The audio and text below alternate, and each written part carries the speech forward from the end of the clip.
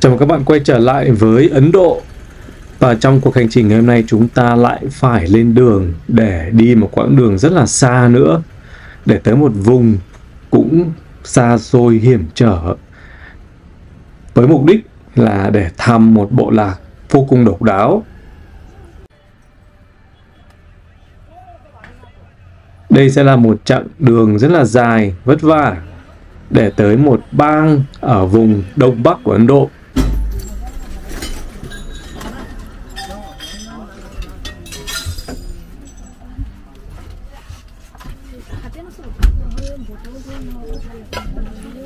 Và tuy nhiên, nhiều khi trên đường đi cũng gặp những sự cố khá là đáng sợ như thế này. Các bạn có biết điều gì xảy ra không? Đây là chiếc xe buýt mà mình đang đi. Tự dưng cái tấm kính chắn gió này bị vỡ toang ra.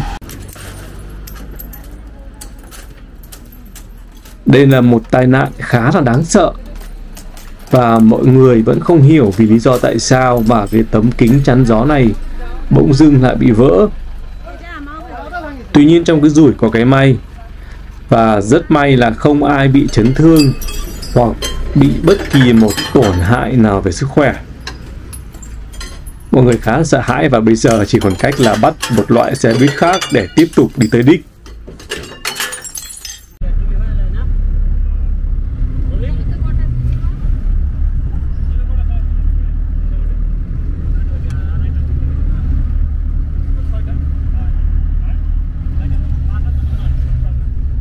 Và chặng đường tiếp theo là chúng ta phải đi một loại xe taxi như thế này, taxi nhỏ. Và thời gian đi khoảng tầm mất 5 tiếng đồng hồ cho một quãng đường chỉ có hơn 100 cây số.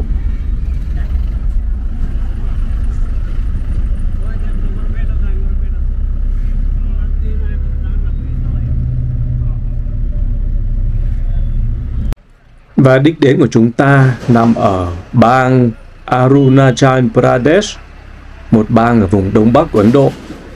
Và để tới được bang này, các bạn cần phải có giấy phép, chứ không được tự nhiên, tự do đến như các bang khác. Và đường tới đây cũng sẽ phải vượt qua rất nhiều đồi núi, những chặng đường rất nhiều cua.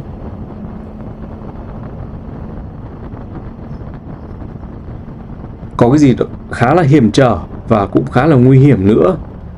Tuy nhiên, đây là một quãng đường rất là đẹp, hùng vĩ. Và hai bên xung quanh này có một cái dáng vẻ gì đấy rất là thô sơ và nguyên bản. Hai bên đường các bạn có thể thấy là những dãy núi trùng trùng điệp điệp.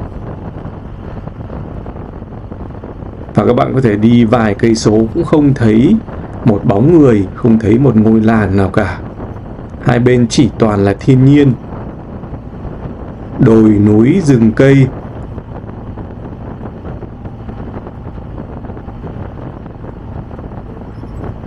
Cũng chính vì đoạn đường này chỉ có đồi núi, do vậy mà hơn 100 cây số. Tuy nhiên các bạn phải đi tới 5 tiếng đồng hồ thì mới có thể tới được nơi.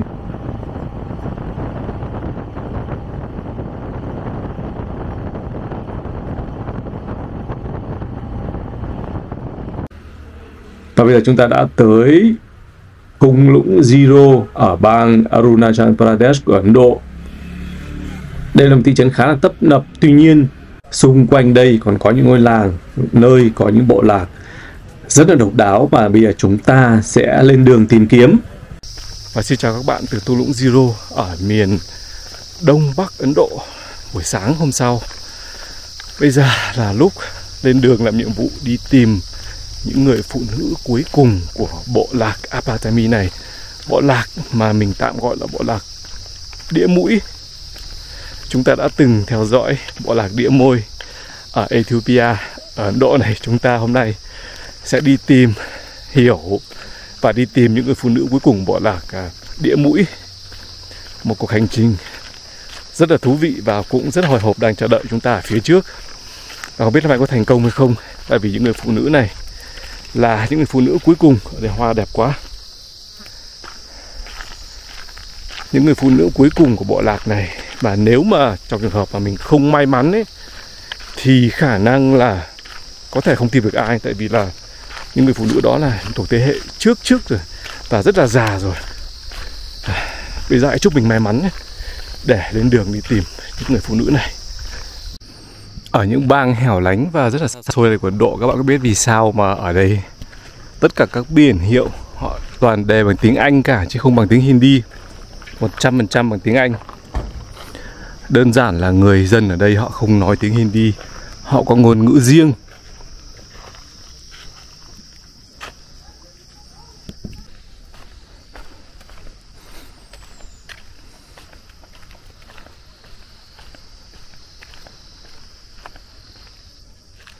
Khung cảnh đây vô cùng yên tĩnh, không có một tiếng động mà không có một ai đi lại xung quanh đây cả. Đây là quang cảnh thung lũng Zero. Và nhiệm vụ bây giờ là phải thâm nhập vào những ngôi làng như này để tìm những người phụ nữ đó.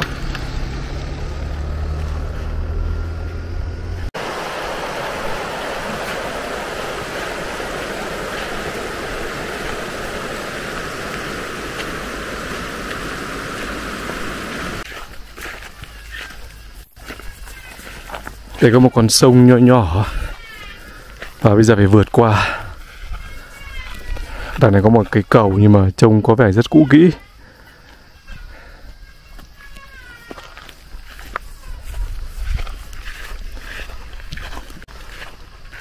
Đây có cả chiếc ô tô, chắc là ai đó cũng phải vượt sang bên kia, xong không vượt được bằng xe rồi phải để xe bên này. Đây là cái cầu. Wow. Không cách nào khác thì phải vượt qua thôi. Trông tàn tạ cũ kỹ lắm rồi. Wow. Chênh vênh chơi vơi. Wow.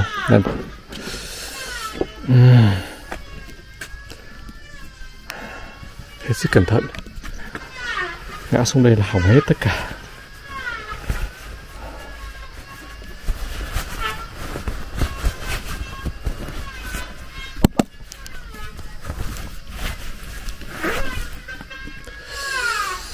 Wow, chỗ này không có cái gì để vịn cả. Wow.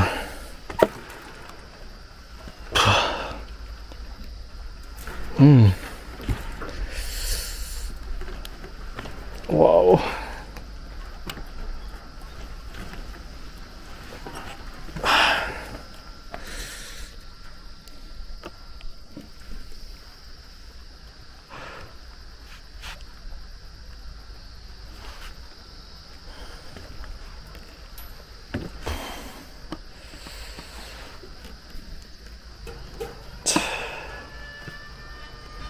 Bây giờ đang ở giữa sông, trời vơi giữa sông.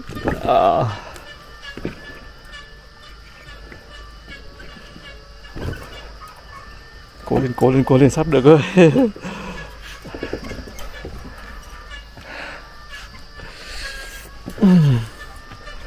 Wow,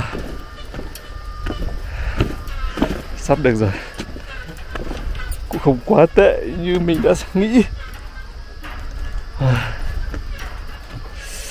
Ở đây phải không có cái gì để bám cả, phải đi thăng bằng như này. Wow, đã sang được bờ. Và để gặp được những người phụ nữ cuối cùng của bộ lạc này là một điều vô cùng khó khăn. Và sau một thời gian 1 tiếng đồng hồ đi 5 cây số bộ chạy đèo lội suối thì cuối cùng mình cũng đến được ngôi làng của bộ lạc này. Và đây là ngôi làng Hồng, đây là Hồng, 0 cây số nữa thôi. Đây là cổng vào ngôi làng.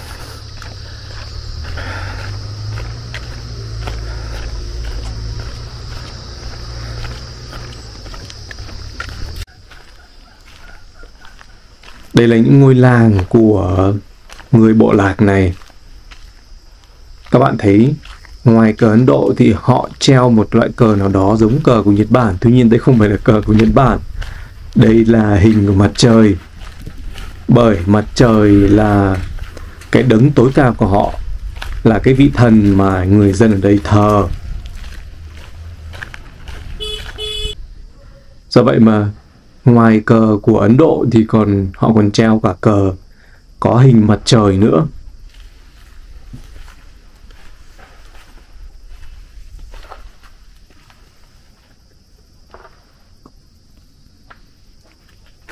Và những tiếp xúc đầu tiên của người dân trong cái ngôi làng này không được tích cực cho lắm, tại vì là mình có cảm giác là họ khá là rụt rè và họ tránh tiếp xúc với người lạ bên ngoài. Cũng có khả năng là họ thấy là một người nước ngoài và không nói được tiếng của họ, do vậy mà họ có vẻ khá là rụt rè. Đây là những ngôi nhà của họ. Cái thứ này có vẻ như là một loại bùa họ treo ở ngoài cửa. Bây giờ chúng ta thử nhìn được bên trong, xem bên trong ngôi nhà của họ ra sao. Đây là bên trong của một ngôi nhà, trông có vẻ khá rộng rãi, sạch sẽ. Và họ làm hoàn toàn bằng có vẻ như là tre hoặc nứa. How many women still have nose back here in the village? No, there's no. Only one woman in there. Only one woman No one. in the whole village? Yeah. No, not one village. In our village, Takhe village. In this village, only one. And the home place, there must be two, three, four. Almost there. Almost in which village? Hibu, Punyo, Tapi, different type of village in our. I see. You may ask over there. Các bạn thấy là đi tìm những người phụ nữ mà bây giờ vẫn còn đeo những cái đĩa ở mũi này rất là khó. Nhưng anh bạn phải nói cả làng này bây giờ chỉ còn một người duy nhất thôi. Những làng xung quanh đấy chỉ còn 2-3 người. Vậy là họ đang mất dần là một điều vô cùng đáng tiếc. Do vậy mà trong chuyến đi này mình phải tìm được càng nhiều càng tốt để ghi lại những hình ảnh của những người đó. Những ngôi làng của họ bây giờ mặc dù vẫn còn giữ nhiều nét truyền thống, tuy nhiên cũng có rất nhiều thứ hiện đại ở đây. Hầu như nhà nào cũng có ô tô. Như vậy là họ cũng khá là sung túc.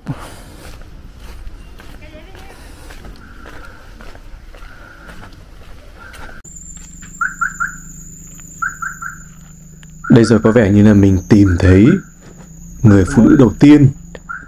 Kia là một cô đeo cái vòng mũi đó. Tuy nhiên các bạn thấy đây họ rất là ngại ngùng. Và đây còn một bà cụ nữa. Bà cụ này rất là già rồi. Tuy nhiên nếu mà không có người nói chuyện, người phiên dịch thì chắc chắn là rất là khó có thể tiếp cận được những người như này. Tại vì họ có vẻ như là rất ngại, rất là không thân thiện ở cái vẻ ban đầu.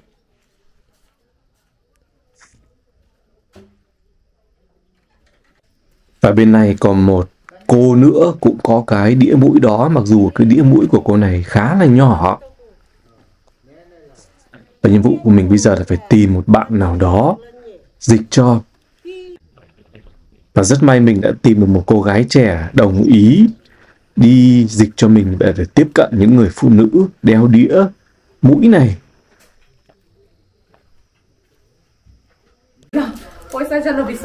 Giờ về chúng ta đang ở trong một ngôi nhà truyền thống của người bộ lạc Apatami này. Cuộc sống họ rất đơn giản thôi. Chúng ta thăm thú một chút ngôi nhà của họ. Chạn bát.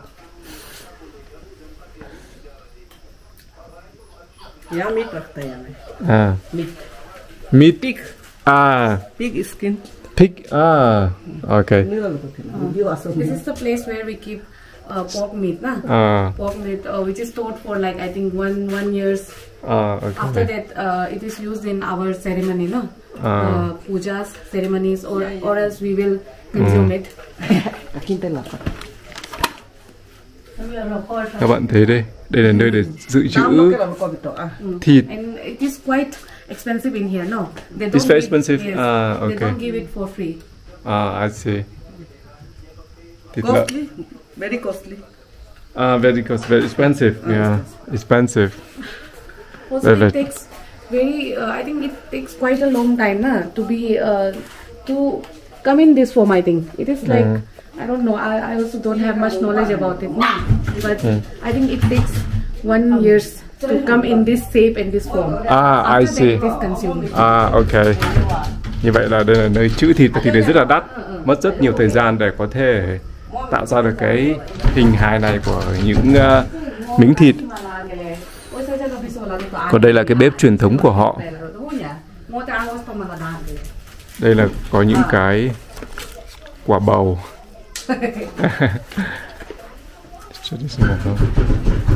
This is used in our puja ceremonies, na. From here it doesn't have hole in here. Otherwise, here we used to have one round hole, na, and then we use it as a mug, like a mug. Like a mug to drink. Drink wine. The local wine we make. I see. This is for ducking. What is it? Oil better, na. This is some kind of a jar, yes, right? Yes, this is the traditionally made jar, na? And that is the I think mug. Mug, okay. Ở trên này họ chữ củi để đun, củi tre. Và bây giờ chúng ta thấy cụ già, nhân vật chính của chúng ta, đang ngồi ở trong bếp đây. You tell. Second, how old are you? No, no, ni umar do kolege. New the cooler. No, ni years do kolege. No, me can lift door. 80 above. She's telling 90 plus. 90 plus. 90 plus. Yes, she's telling that she may be 90 plus. But she does know exactly. She doesn't know because in her time they didn't have like date of birth certificate and all. No, they didn't make that. So therefore, they don't know about their age also. Na, that is the problem. And her husband passed away a long time back. Long time ago. When did she start to wear the nose plug? Ale, no saka yapi yung gudoma no no duku grito leke hime ajao ka no kayo ka leke saka yero hime okuma kana okuri. It's more when they were like I think maybe they were like 9 or 10 years old, na. Then only they were forced to have this nose plug. Okay, and she has been wearing these nose plugs since then. Yes. Had never removed it. No sim lalima dunya inio tere lalima awasyo te lalima Permanent. Oh, this is it is permanent. No, they don't remove it. They're saying they never remove it. No, it's always there only. Okay. It cannot be removed. No, it can be removed, It can be removed, but they don't prefer to remove it. It always stays with them, even if they take bath or if they are sleeping. No, it is always on. No. So, she's smoking something, right? Yeah, she's consuming tobacco. That chewing one. I don't. Local tobacco. Local tobacco. And so, how did they make the holes here in the nose to put the plastic in? Ane bilo saka yapi on mi alu to nu ko malala na alu ne leke. Masaka yapi on gudoma jibo nu ko putu leke. Ye khok. Ye khok. Pusai ho kulala saka su. Yeso do rumah yeso. Udah bilo udah ngan yeso do nama Kata lagi pilal.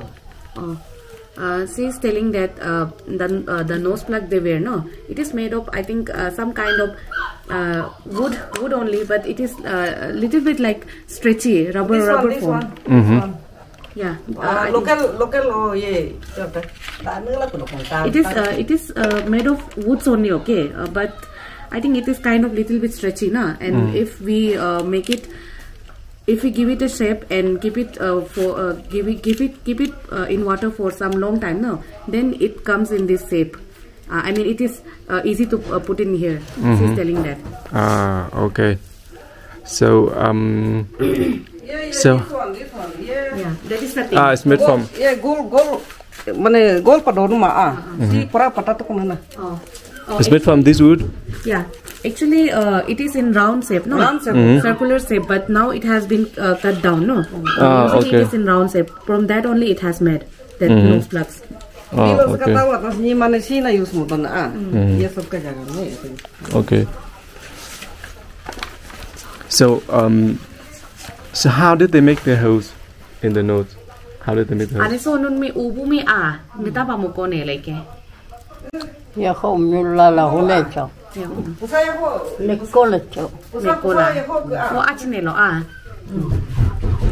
ho hala achi ko nun me ka hulu ma pa ubu ko la direct se me mulu da ne ya pe iche din ka baad mulu ne mà Molo moro mo yan dula ke. Taka uro pa ro poro ya pe isi alu ayana Ko uro yan laki. Paso itu wa ala. Oh. She's telling that the nose it is I think some kind of piercing. We do piercing, no? Just like that, they used to do the piercing first of all. It is very small hole, no? Then they will insert this small kind of that nose plug. After that, after some time, they will again pierce it little bigger. And after that, slowly they make this big and then put on this big one. Nem kan poro tadi Mol bila ana yan. Oh.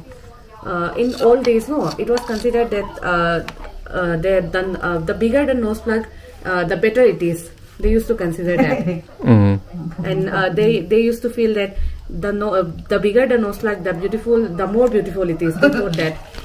Okay. Có một giả thuyết nữa về lý do tại sao những người phụ nữ của bộ lạc Apatami lại đeo những cái đĩa mũi này. Đó là ngày xưa tại vì họ quá đẹp, họ quá hấp dẫn trong mắt những người đàn ông ở những ngôi làng khác, của những bộ lạc khác. Do vậy mà những người đàn ông đó thường xuyên đến đây để bắt cóc những người phụ nữ, những cô gái đẹp như này về làm vợ. Do vậy, những người phụ nữ này phải nghĩ ra một cách làm sao để mình bớt đẹp đi. Và họ đã nghĩ ra cách là đục hai cái lỗ ở hai bên mũi để đeo những chiếc đĩa này vào để làm mình xấu đi. Đó là một trong hai cái giả thuyết về lý do mà những người phụ nữ này đeo những cái đĩa mũi này. Bây giờ chúng ta sẽ hỏi trực tiếp cụ bà này xem là cái giả thuyết đó có đúng không. She's telling that, the theory that everyone is talking about, that some other men used to come over here and take them with them. She didn't heard about that, no, during her childhood days, and they did it because their ancestors and parents did have, no. Therefore, only they did also have that. She's telling that. They don't know about that theory that someone came and took them, no. She doesn't know about that. She's telling that. Okay, so it's just for beauty purpose. Yeah, beauty purpose and all this tradition. Yeah. Her mother had that, and her grandmother also had it. No, therefore they did also. I see. They were also forced to have it. Mother, grandmother. You're the daughter of her, right? No. She's her daughter-in-law. Daughter-in-law. Yeah, she's her mother-in-law. So women in this generation don't wear the nose plug anymore, right? Yeah, now Amo ka ejo ke mone continue ko. No tane pa logo dato mo amo tane pa mo ka recording mo to pala skela to I can know. No more. No more. And what does the tattoo mean on her face? Ane seka agu la nu hala tattoo ko to masi hala te pe ke hang matlab ka hang hela la nun mi hule ne pe ene pa ka mule la swa bilo aku abi gane la hala yo Bilo ka gari berteng la so. vì là cái phải bắt con rồi Molo ka generation molo mi ka kaya ganyas ko ma Molo mi mo jot ko na. Agi da pa mo ko mi mo chin. Bilo nung pala pa ko ne no him chim ma mà không cần nó cứ bắt con. She's telling that the tattoo we have over here and here, no, it she doesn't know much about what significance it has, but everyone around them had it, so therefore they were also forced to have it, yes, got tattooed on their face. Okay. And after a few years it has stopped. Now my mother doesn't have it. My granny used to have it, my mother's mother, no, she used to have it, but she passed away now. Okay. After that my whole family, my my mother's sisters and small sisters, no, younger ones, they also don't have it. How many women are there in the village with the nose plug? I don't know about it. Do you know how many women are there still with the nose plugs? Yeah,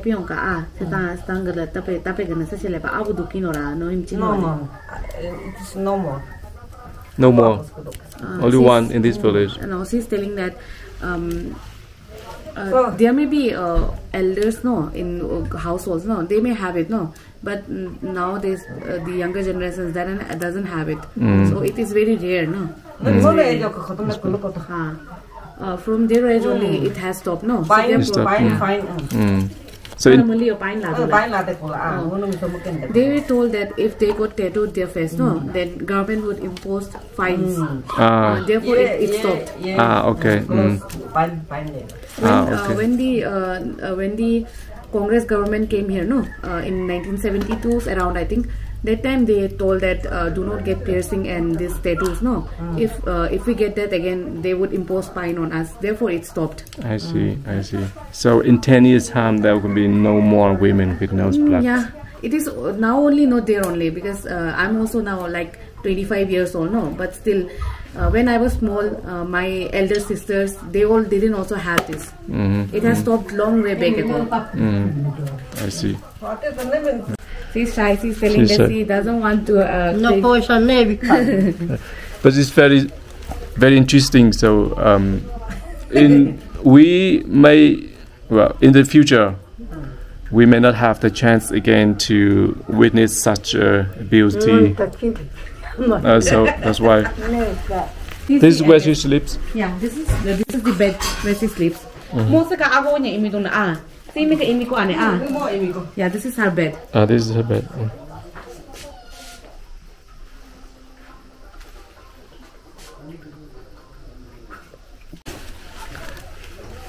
Does this have any negative impact on the breathing? Ane, si non ke hala malut ma ye pion Nai min ko hang hala saas la ko ka problem do ale ke hala tabanguno hala saas ko problem do ale ke bilo problem ne bilo hala ubu ko to the problem mas ne she's saying that no, it doesn't have any problem. It hasn't impact, I mean the way we breathe. No, it didn't impact. She's saying that. It feels almost like normal only, like it's normal. Yes, it has always been there only. So it's just a piercing, kind of piercing, right? First, the piercing we have done in this ear, no, like small one, no. They used to do this. Như vậy là để cho cái đĩa mũi này vào lên cánh mũi thì họ chỉ cần đục hai bên cánh mũi, hai cái lỗ và nhét cái đĩa này vào, chứ không trực tiếp tiếp xúc với cái phần bên trong của mũi. Do vậy mà đây chỉ là một loại piercing và không ảnh hưởng trực tiếp tới việc thở của những người đeo các cái đĩa mũi này. Đây là gia cảnh của bà cụ này, một ngôi nhà truyền thống của bộ lạc Apatami.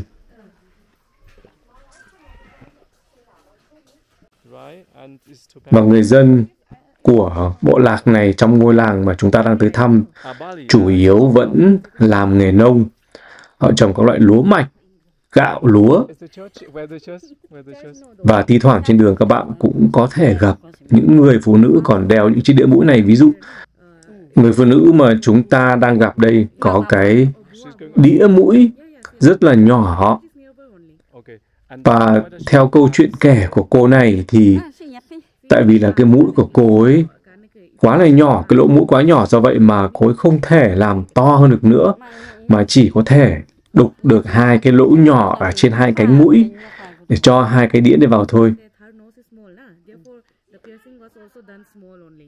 Và ngoài cái đĩa mũi thì các bạn có thể nhận thấy rất là rõ là một đặc điểm dễ nhận dạng nữa là họ còn có những cái vết xăm trổ ở trên mặt. Và ai cũng có một cái vết xăm trổ này giống nhau. Tất cả những phụ nữ đều có cái vết xăm trổ như vậy.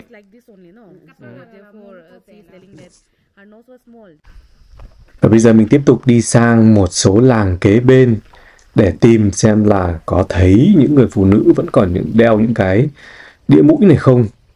Tại vì ngôi làng mà chúng ta vừa thăm thì chỉ có 1-2 người duy nhất thôi. Đây là những con ngõ đi vào những ngôi làng ở đây. Và rất may trên đường là gặp một vài người phụ nữ như vậy. Có vẻ như là họ đang đi làm hoặc là đi làm về. Đây là một số người phụ nữ và vẫn còn đeo những chiếc đĩa mũi. Các bạn hãy chứng kiến và hãy chiêm ngưỡng vẻ đẹp của họ.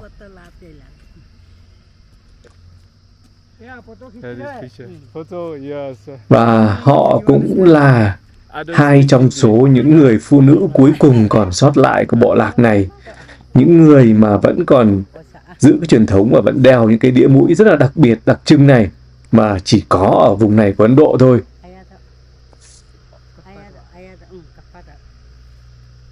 Và